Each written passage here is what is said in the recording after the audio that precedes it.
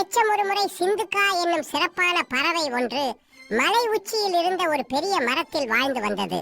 அந்த பறவையோட சிறப்பு என்னன்னா, அதோட எச்சம் பூமியிலே விழுந்ததும் சுத்தமான தங்கமாக மாறிவிடும்.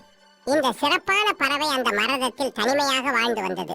அது தனிமையில் இருந்தாலும் ரொம்பவே சந்தோஷமா இருந்துச்சு. ஒரு நாள் வேட்டைக்காரன் ஒருவன் அந்த மலைப்பகுதியில் பறவைகளை வேட்டையாடுவதற்காக சுற்றி கொண்டிருந்தான். வெகு நேரமாகியும் அவனுக்கு எந்த பறவையும் கண்ணில் தென்படவில்லை.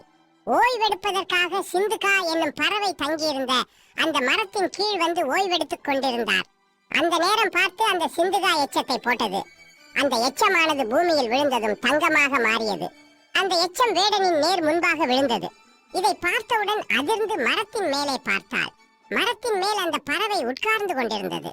மீண்டும் ஒரு முறை அந்த பறவையானது அதே போன்று எச்சத்தை போட்டது. இம்முறை அந்த எச்சம் தங்கமாக மாறுவதை இந்த வேடன் தன் கண் கொண்டு கண்டான்.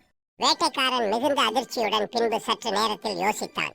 நான் பல வருடங்களாக பறவைகளை வேட்டையாடி கொண்டிருக்கிறேன். ஆனால் இப்படி ஒரு பறவையை இதுவரை நான் கண்டதில்லை என்று யோசித்தான். அந்த வேட்டைக்காரன் இந்த பறவையை எப்படியாவது வேட்டையாடி விட வேண்டும் என்று எண்ணி அது இருந்த திசையை நோக்கி ஒரு வலை விரிப்பதற்கு எண்ணிக்கொண்டிருந்தான். வேட்டைக்காரன் இருப்பதை பார்க்காத சிந்துகா மரத்தின் மீது அங்கேயும் இங்கேயுமா விளையாடி கொண்டிருந்தது. அது விளையாடிக் கொண்டிருக்கும் நேரத்தில் வேட்டைக்காரன் ஒரு வலையினை அம்மரத்தின் மீது மாட்டி அந்த பறவையை பிடித்து விட்டான். பின்பு அந்த பறவையை பத்திரமாக எடுத்து ஒரு கூண்டிற்குள் அடைத்து வீட்டிற்கு கொண்டு சென்று கொண்டிருந்தான்.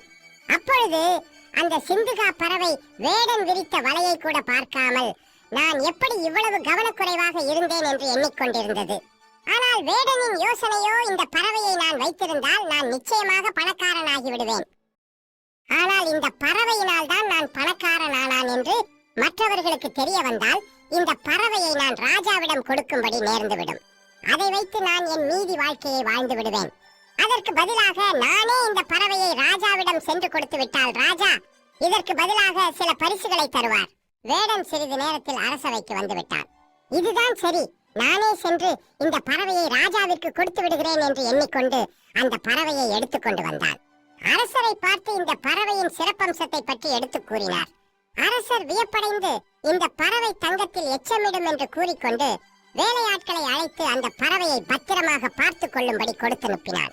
மேலும் அந்த பறவையை ஒரு பிரம்மாண்டமான கூட்டில் அடைத்து அதற்கு வேளா வேளைக்கு உணவும் தண்ணீரும் வைக்கும்படி கூறினார்.